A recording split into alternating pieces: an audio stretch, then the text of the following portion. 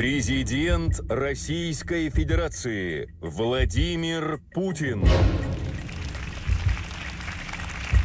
Vladimir Poutine a connu 4 présidents français différents. Mais il n'y en a qu'un seul dont il loue régulièrement les qualités. C'est ce qu'il fait encore étonnamment en 2023, au Forum économique de Saint-Pétersbourg, alors que la guerre en Ukraine fait rage et que les relations avec l'Élysée sont réduites à néant. Спасибо. Что касается Ширака, это был человек энциклопедических знаний, в полном смысле этого слова. Но сейчас тоже Ширака нет, Жака Ширака. Он был крупным таким политическим деятелем. Я как-то его спросил, почему американское руководство так себя ведет? Ну, так агрессивно. И он мне по-русски ответил, потому что некультурные. Прямая речь.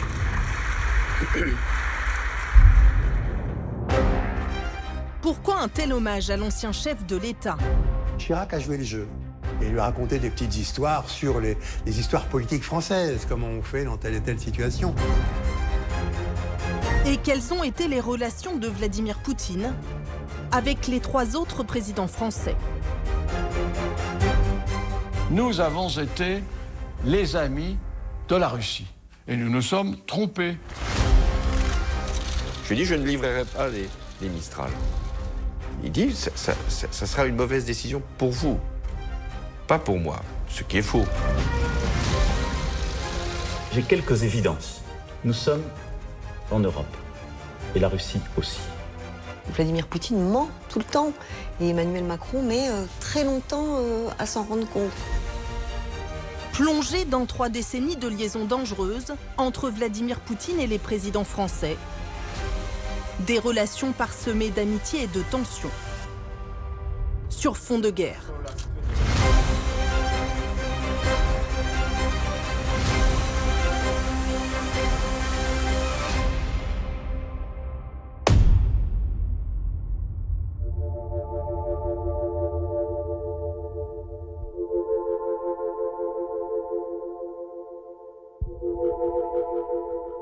L'origine du lien particulier entre Jacques Chirac et Vladimir Poutine se trouve peut-être ici, dans ce verdoyant cimetière orthodoxe de la grande banlieue parisienne.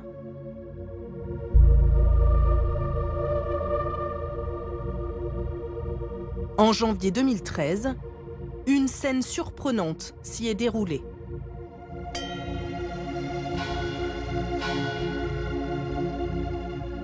Ce soir-là, l'ancien président, 80 ans, au crépuscule de son existence,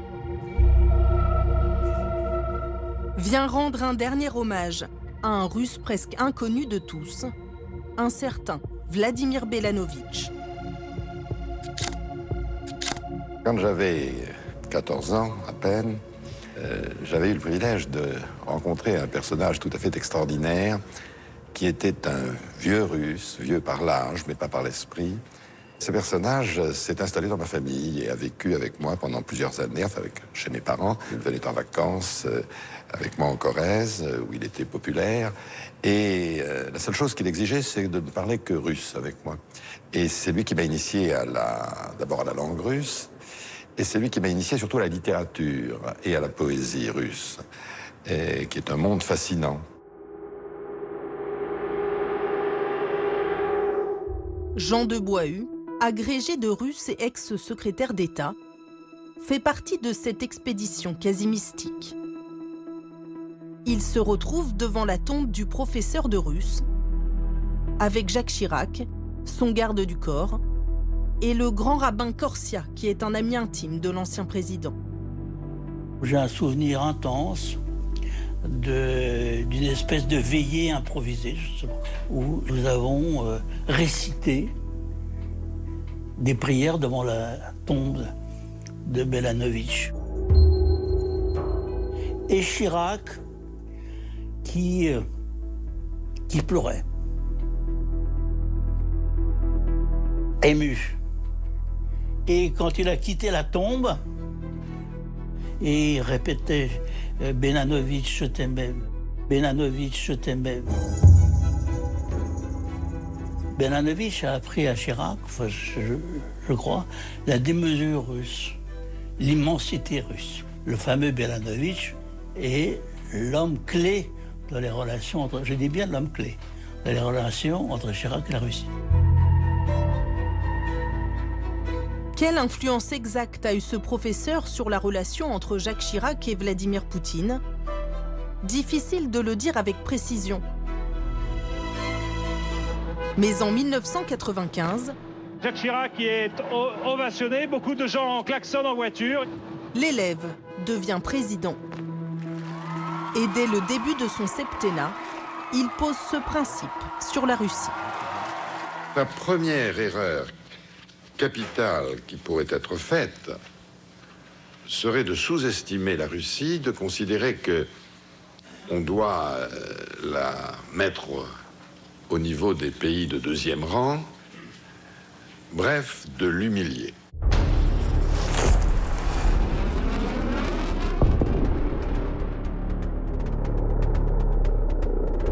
Mais dès 1999, cette doctrine est mise en difficulté.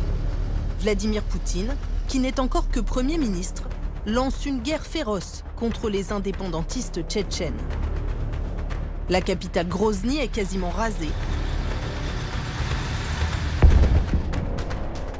Jacques Chirac s'en prend aux pratiques du dirigeant russe lors d'un sommet de l'Union européenne.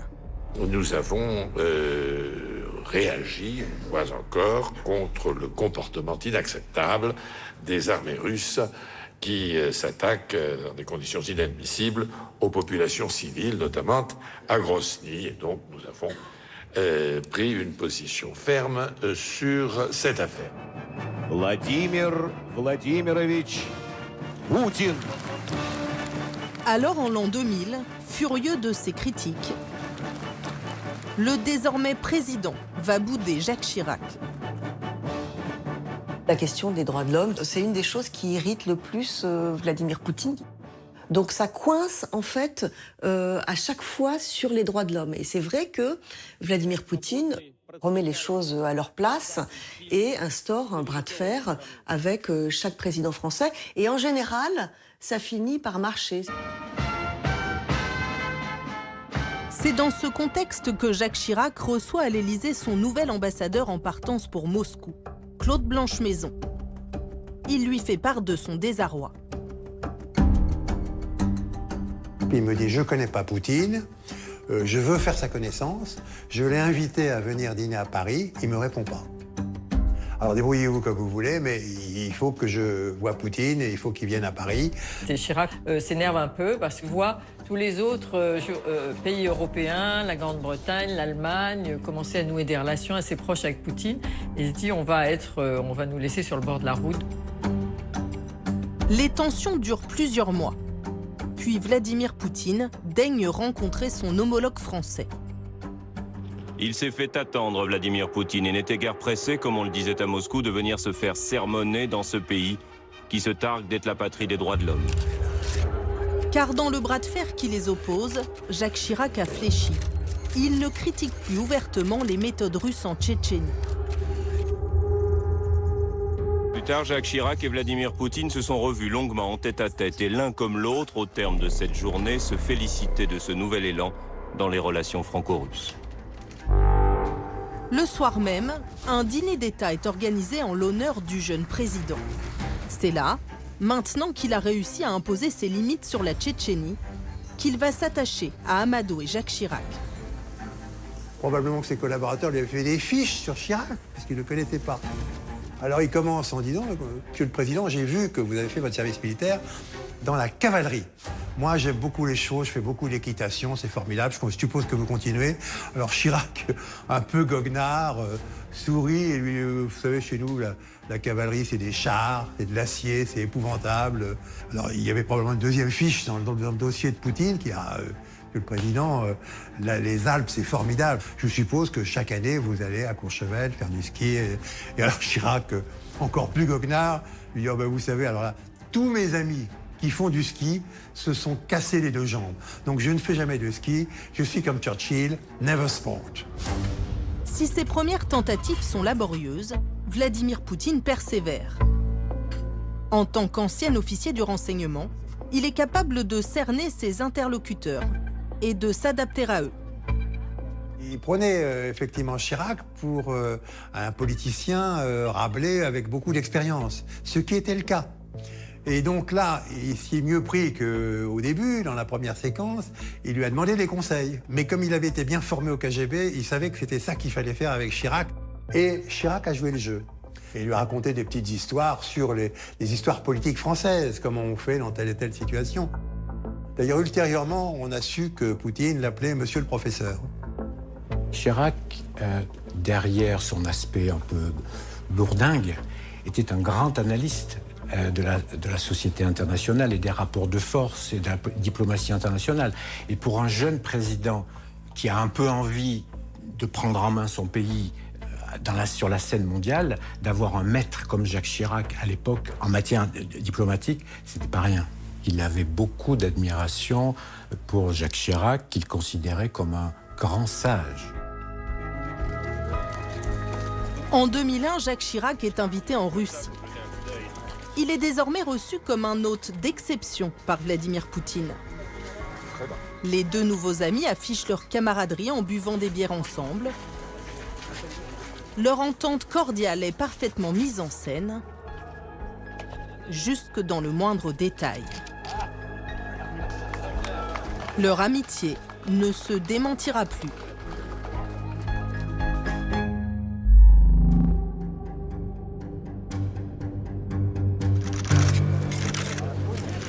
Avant de quitter l'Élysée, le président français lui décerne la Légion d'honneur. La presse française n'a pas été prévenue. Seule une équipe de la télévision russe filme la scène.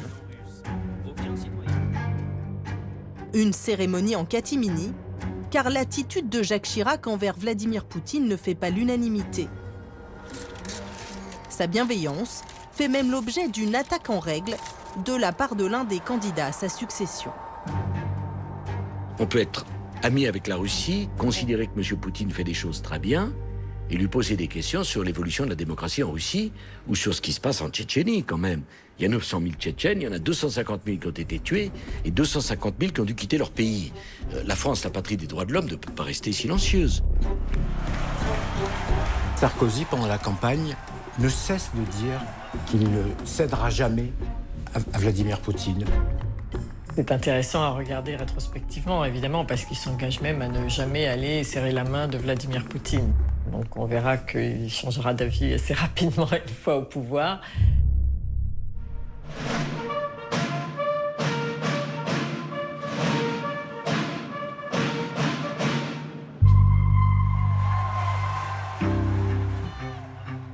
La première rencontre entre Nicolas Sarkozy et Vladimir Poutine a lieu au sommet du G8 en Allemagne.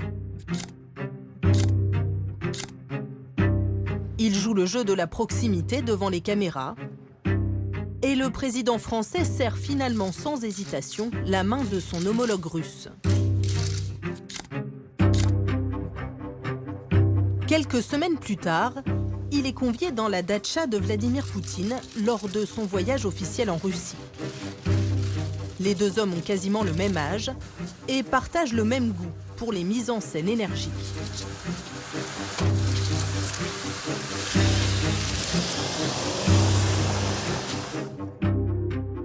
Alexandre Orlov a été l'ambassadeur de la Russie à Paris entre 2008 et 2017. Ce fervent pro-Poutine, qui vit encore dans la capitale française, a eu l'occasion d'observer leurs relations.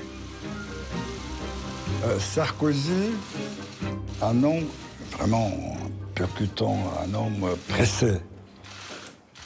Nicolas Sarkozy peut-être même était un peu trop direct, puisque je me souviens, j'ai assisté à une de leurs rencontres, et après avoir salué le président Poutine, Nicolas Sarkozy a dit « Vladimir, dis-moi, qu'est-ce que je peux faire pour toi ?» Alors j'ai vu que Poutine a été complètement perdu, il ne savait pas quoi dire. Non, c'était vraiment une relation très très pragmatique. qui marchait très bien. Il faut dire que du temps de Nicolas Sarkozy, sur le plan bilatéral, on a fait beaucoup de choses, beaucoup de choses. Avec Vladimir Poutine, Nicolas Sarkozy assure évoquer tous les sujets qui fâchent, comme les droits de l'homme et la guerre en Tchétchénie. Mais entre eux, un sujet va dominer tous les autres, les affaires. Et j'ai dit au président Poutine la disponibilité des investisseurs français pour rentrer au capital des grandes entreprises russes, Gazprom par exemple. La Russie, c'était un peu l'Eldorado. Donc ça a été une période absolument extraordinaire pour les entreprises françaises, parce qu'on raflait les contrats à l'appel. Nous étions la première banque étrangère, nous avions 35% du marché automobile russe. Nous étions un des premiers sur le marché du bricolage. Donc ça a été un moment quand même un peu privilégié. On a cru que la Russie s'intégrait petit à petit au monde occidental et surtout on a cru aux énormes bénéfices que pouvait rapporter cette coopération.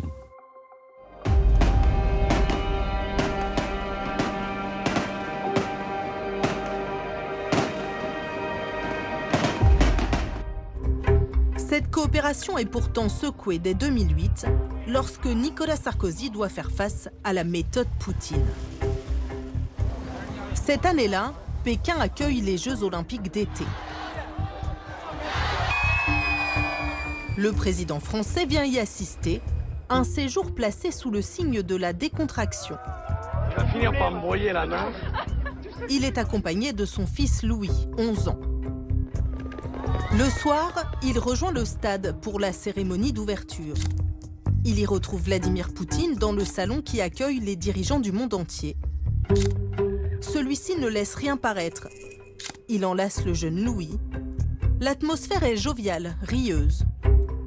À ce moment-là, Jean-David Lévit, son conseiller diplomatique, qui lui surveille l'actualité, apprend que la Russie est en train d'intervenir en Géorgie, que les chars russes ont franchi la frontière. Donc, cette opération prend tout le monde par surprise. Et donc, il va immédiatement avertir Nicolas Sarkozy, qui va voir Poutine puisqu'il est là, et qui lui dit « Vladimir, mais qu'est-ce qui se passe? Qu'est-ce que tu fais? Il faut retirer tes troupes. » Poutine se ferme et dit non, on a été provoqué et on réagit et c'est normal et on ne se retirera pas. Et Sarkozy lui dit mais laisse-moi au moins 48 heures ou 24 heures. Et Poutine lui dit niet. Nicolas Sarkozy refuse d'en rester là. Il se démène pour obtenir des négociations de paix. Il voyage entre la Géorgie, où il rencontre le président Saakachvili, et Moscou, où Vladimir Poutine accepte finalement de le recevoir. Bernard Kouchner est alors ministre des Affaires étrangères. Il participe à cette rencontre sous tension. Et les pourparlers se sont déroulés sur de longues heures. Et j'ai constaté pour la première fois que son langage était rude. Dès qu'il évoquait la personnalité du président Saakachvili, il venait d'une grossièreté épouvantable. Poutine est fou de rage contre le président géorgien, Mikhail Saakachvili. Et il dit, pardon, mais voilà, c'est ce qu'il a dit mot pour mot, je vais le pendre par les couilles. Bon, ça ne m'a pas impressionné beaucoup, mais là, cette détermination, plus qu'acariâtre, cette furiosité m'avait frappé. Un accord de paix est signé. Seulement très vite, Bernard Kouchner réalise que Vladimir Poutine les a dupés. Au lieu de se retirer de la Géorgie, il prend le contrôle d'une partie de son territoire. Nous avions signé un accord et comme un imbécile, je trouvais que c'était bien, surtout pour faire la paix. Il faut quand même signer un accord, c'est mieux. Mais non, ce n'était pas respecté du tout, mais pas du tout, du tout, du tout. Il avait rapté, il avait volé ce pays. C'est un menteur absolu. C'est un menteur complet.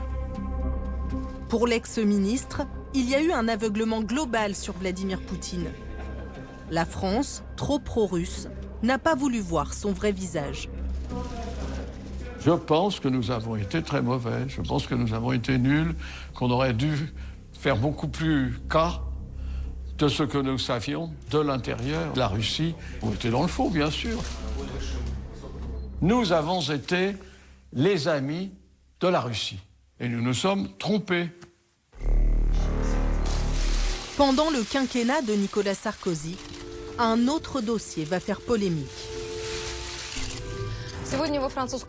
Aujourd'hui, au Bourget s'ouvre le salon Euronaval, auquel participent plus de 400 entreprises de 30 pays différents. 2 mois à peine après l'invasion de la Géorgie, se tient près de Paris le plus grand salon au monde consacré à l'industrie militaire navale. Le commandant en chef de la marine russe déambule dans les allées. Il prospecte. Il a vu le modèle de bâtiment Mistral, bâtiment de projection Mistral.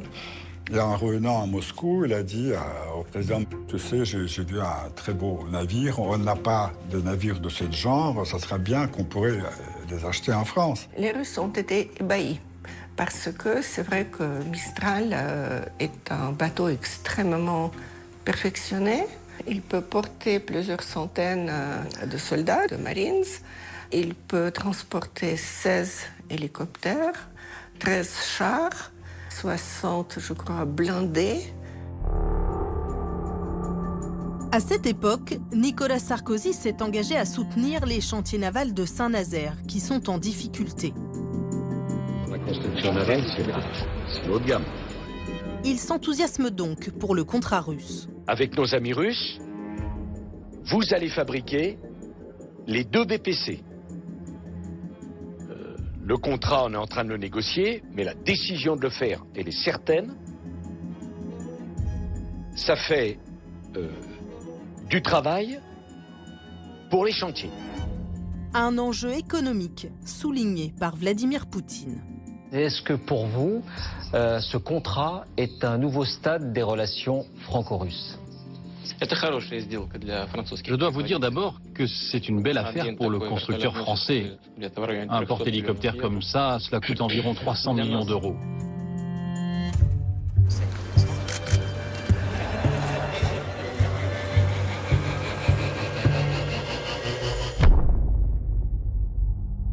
Ce contrat pourtant n'est pas aussi idyllique qu'il n'y paraît. En coulisses, des critiques fusent. Plusieurs hauts gradés de l'armée alertent directement Nicolas Sarkozy. Les militaires ont observé avec attention l'invasion de la Géorgie et voient en la Russie un agresseur en puissance. Les armées ont choisi de cas de fer, là, pour être clair. Mais après la Géorgie. Ouais. On voyait bien que ce besoin opérationnel qui manquait aux troupes russes, en fait, allait être comblé s'ils s'équipaient rapidement. Donc les militaires en activité ont présenté des objections à caractère opérationnel. On a freiné des cas de fer, mais la machine était partie. Et bon, elle était partie. Hein. Puis c'est le président qui décide. Hein. Les Russes, ils avaient eu ces bâtiments de guerre, ces bateaux, ils auraient pu être beaucoup plus rapides dans l'invasion de la Géorgie. Et donc, c'est vraiment dans un but militaire qu'ils en font l'acquisition. Et le fait que Nicolas Sarkozy arrive à vendre ces 2 navires à la Russie, c'est quelque chose d'assez perturbant quand on y pense.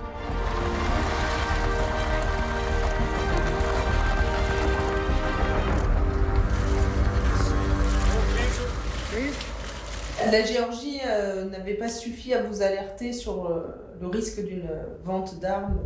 Je suis désolé, hein. Je vous dis la vérité, ça n'avait pas suffi. Je trouvais que la performance, je vous l'ai dit, la performance commerciale était bonne. Et moi, étant dans le gouvernement, je trouvais ça bien. Mais qu'est-ce que vous voulez, la France est-elle amie de Poutine? C'était ça la vérité. Et on avait du mal à expliquer qu'on ne peut pas être ami avec un salaud. Eh oui.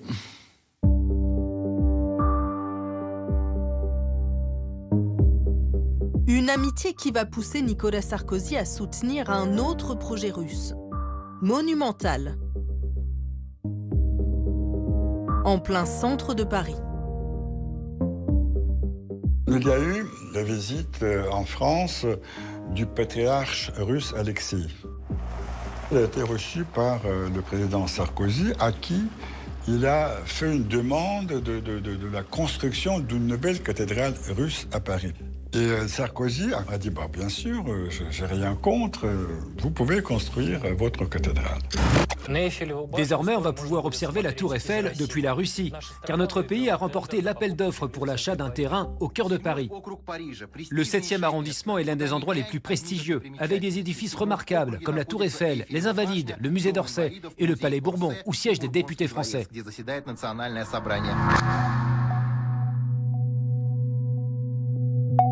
Pour reconstruire une cathédrale, c'était vraiment un symbole. Ils voulaient un lieu très exposé, très spectaculaire. Et ils ont réussi avec vraiment le soutien, je ne vais pas dire de tout le monde, mais Sarkozy a beaucoup fait, Fillon a beaucoup fait. Comme on dit, il y avait sur ce terrain-là, au sens propre figuré, vraiment un accord. Cependant, des inquiétudes émergent. Le terrain vendu à la Russie est situé dans une zone sensible. Alors évidemment, ça a choqué beaucoup de monde. D'abord les services de renseignement français, parce que cette cathédrale est juste à côté des appartements des proches du président. Et puis c'est en cœur du quartier des ministères. Le Quai d'Orsay est juste à côté, le ministère de la Défense n'est pas loin. Et que donc on pouvait mettre des grandes oreilles. Donc, pour des Russes qui ont une tradition d'espionnage, disons comme ça, assez développée, c'était très facile. Voilà. Bon. François Fillon, le Premier ministre de Nicolas Sarkozy, fait part de ses craintes directement à Vladimir Poutine, qui visite le chantier à Paris. Fillon lui dit « Dis donc Vladimir, tu vas nous envoyer des tas d'espions là-dedans. » Et Poutine, comme d'habitude, a ces phrases un peu énigmatiques, à moitié sérieuses, à moitié rigolardes. Il lui a dit, écoute, à chaque fois que je t'enverrai un espion, je t'enverrai une carte postale. Voilà.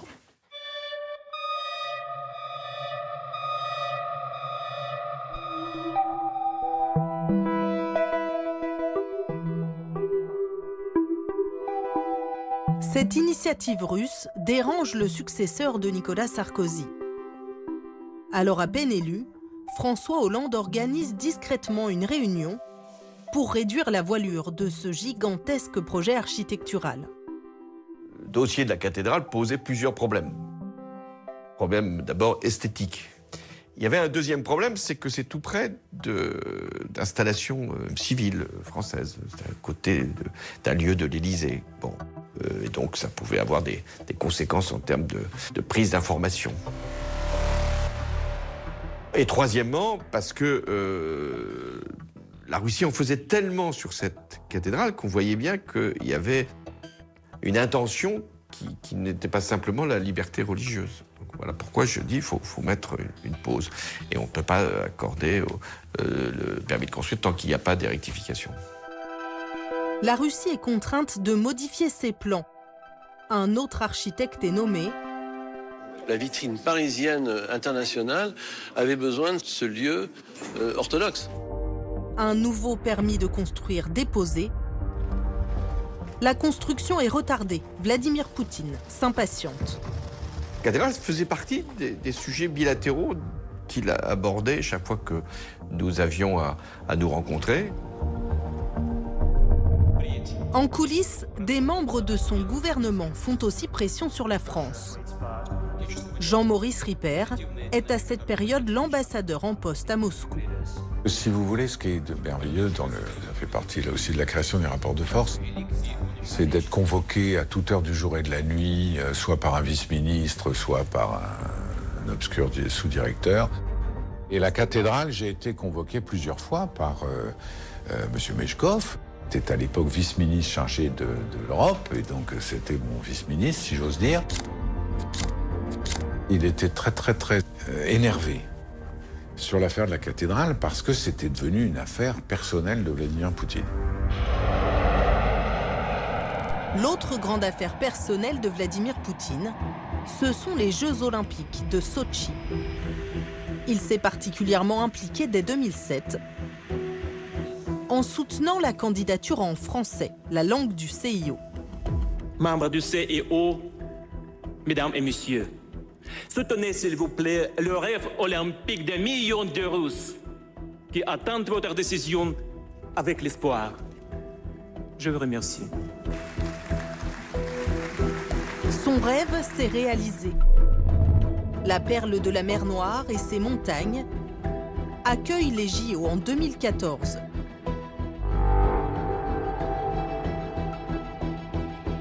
Une vitrine pour la Russie, dont Vladimir Poutine veut faire un succès international. Mais il vient de torpiller un ambitieux accord d'association entre l'Union européenne et l'Ukraine.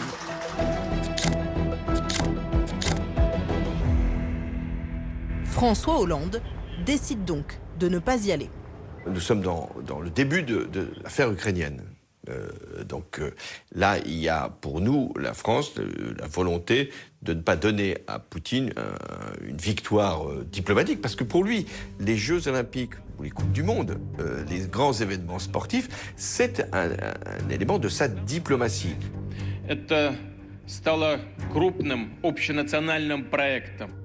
François Hollande, il n'y va pas personnellement, il décide de ne pas aller à la cérémonie d'ouverture. Il envoie quelqu'un de moins important dans l'organigramme diplomatique. Cette stratégie, elle a été nommée par les chercheurs en sciences humaines russes par la suite. Et en fait, on parle en russe de polu-boycott, de demi-boycott. À ce moment-là, François Hollande s'inquiète. Il craint que ces JO ne soient qu'une parenthèse, le calme avant la tempête. Car la révolution populaire de Maïdan à Kiev met en péril l'influence de Vladimir Poutine en Ukraine. Je préviens les partenaires européens, je leur dis, il est à Sotchi. Pour lui, ce qui compte, c'est de réussir ces Jeux. Mais dès que Sotchi va être terminé, dès que les Jeux vont s'arrêter, il y aura une action de la Russie. Et c'est ce qui s'est produit. 4 jours après la fin des JO, des soldats russes envahissent la Crimée. Et dans la foulée, on a l'annexion de la Crimée, qui du côté russe n'est pas du tout uniquement l'idée de prendre une partie du territoire ukrainien pour se l'approprier, mais c'est aussi une façon de contester directement l'Occident qui influerait sur les politiques ukrainiennes, etc. Et donc on est sur une double guerre, en fait, à ce moment-là, symbolique, sportive, d'une part, mais aussi militaire, d'autre part, avec l'annexion de la Crimée. François Hollande va alors prendre une décision radicale. Annuler la vente des Mistral, malgré les critiques de la classe politique. Alors moi, la guerre froide, la diabolisation, qui est... Il est diabolisé, Vladimir Poutine ? Bien sûr que oui, enfin, vous le voyez bien. Et moi, je n'aurais pas rompu le contrat Mistral, parce que c'est du travail pour les Français. La France a signé un contrat. Donc la France doit honorer sa parole. Expliquer que la Russie va envahir l'Ukraine, c'est une méconnaissance totale de l'histoire, de la démographie et de la volonté des dirigeants russes. François Hollande appelle Vladimir Poutine pour le lui annoncer de vive voix. Je lui dis, je ne livrerai pas les Mistral. Et ça, c'est très expressif de ce qu'est la méthode de Poutine. Il dit, ça sera une mauvaise décision pour vous, pas pour moi, ce qui est faux. Mais c'est toujours la manière avec laquelle il agit. Il ne s'est pas mis en travers, il ne pouvait pas. Donc il a fait comme s'il n'était pas touché. Il l'était. Il m'a dit, je veux mon argent. L'argent ne posera pas de problème, mais vous n'aurez pas les Mistral. Конечно, это плохой знак.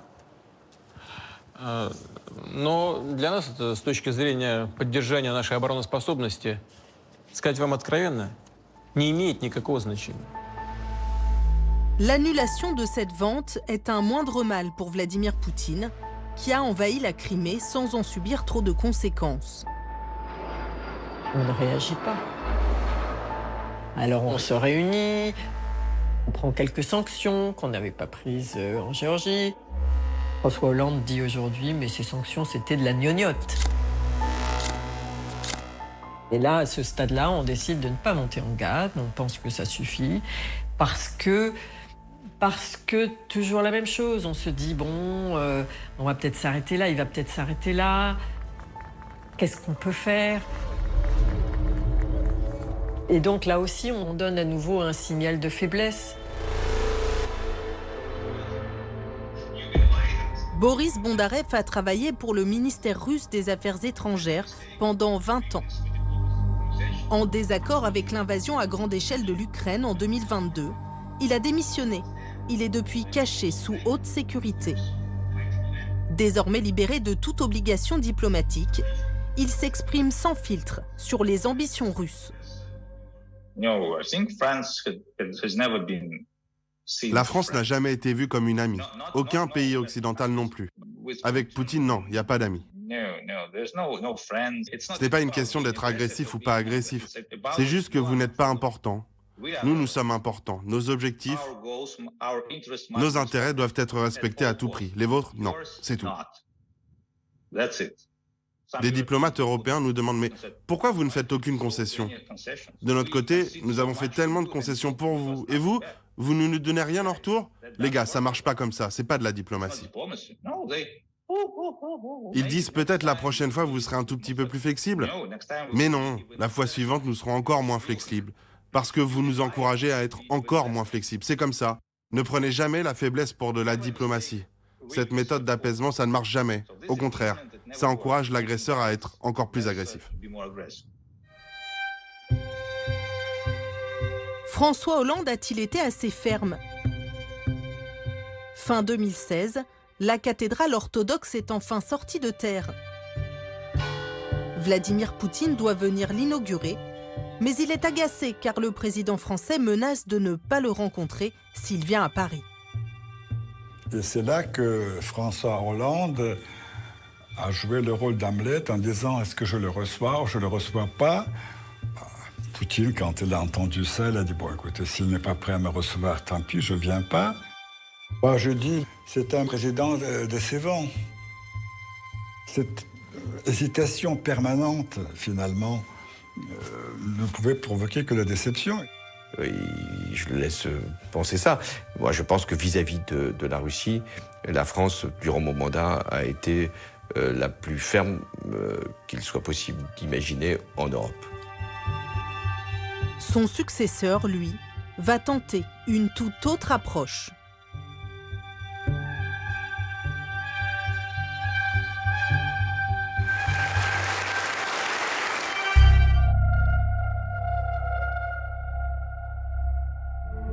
Trois semaines seulement après son élection, Emmanuel Macron accueille Vladimir Poutine en grande pompe dans le faste du château de Versailles.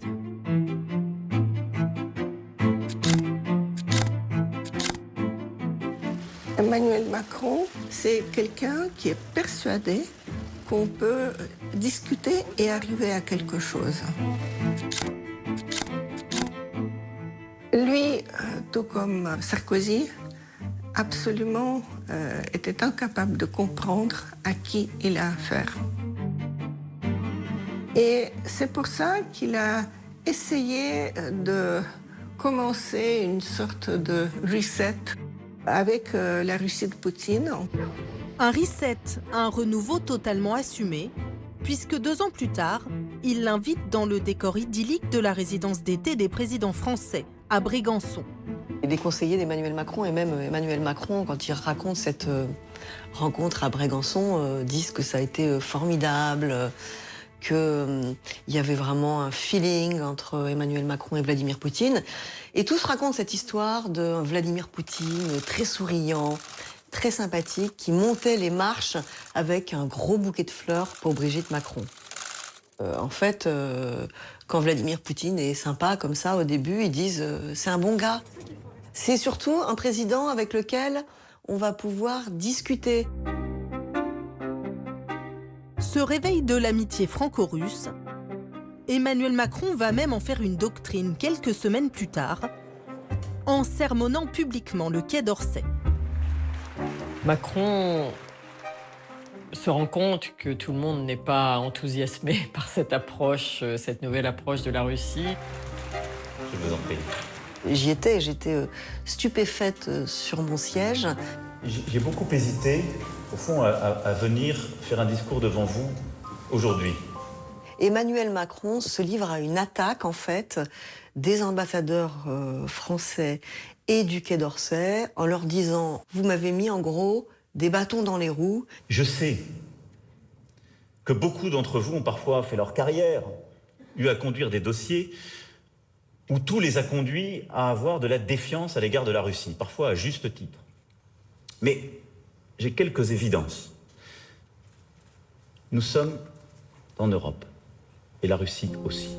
Le message qu'il leur transmet, c'est « vous ne comprenez pas qu'on est dans une autre ère aujourd'hui et qu'on n'est plus dans la guerre froide, votre format de pensée est daté. » Nous avons, nous aussi, un État profond. Et donc parfois le président de la République dit des choses, se déplace et dit quelque chose, puis la tendance collective pourrait être de dire « il a dit ça, mais enfin nous on connaît la vérité, on va continuer comme on a toujours fait ». Je ne saurais recommander de ne pas suivre cette voie. Et ces propos sont très très mal perçus par la plupart des ambassadeurs qui sont là, oui, qui se sentent accusés de ne pas être loyaux. Une insulte à tous ces diplomates et par extension à tous ceux qui, au fond, avaient raison sur la grande dangerosité internationale du régime Poutine.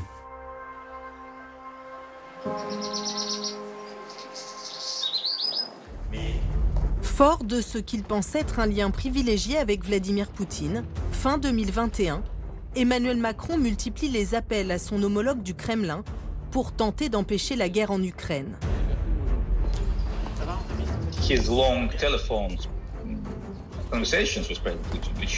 Le fait que le président Macron ait été si patient à l'écouter parler pendant des heures et à de nombreuses reprises, c'est devenu légendaire.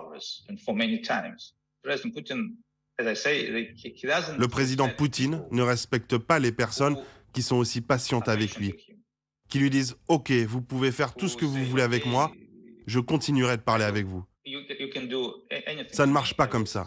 Poutine ne comprend que le langage de la puissance, de la force, de la riposte, ça il le comprend.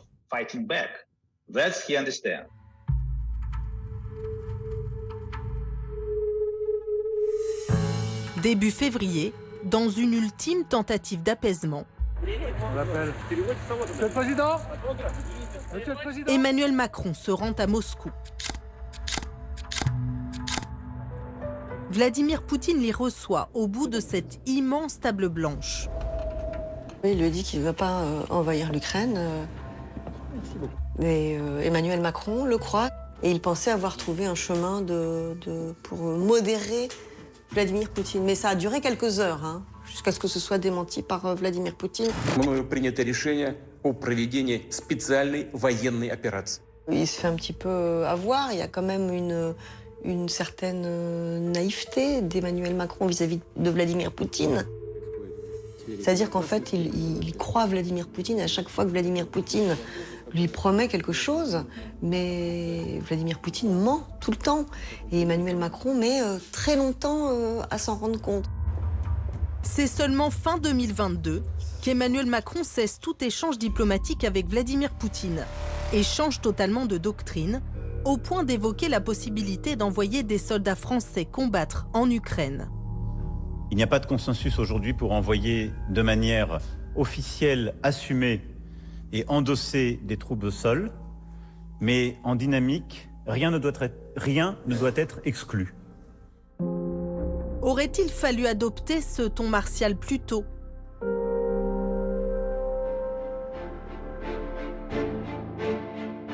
Et au-delà, les présidents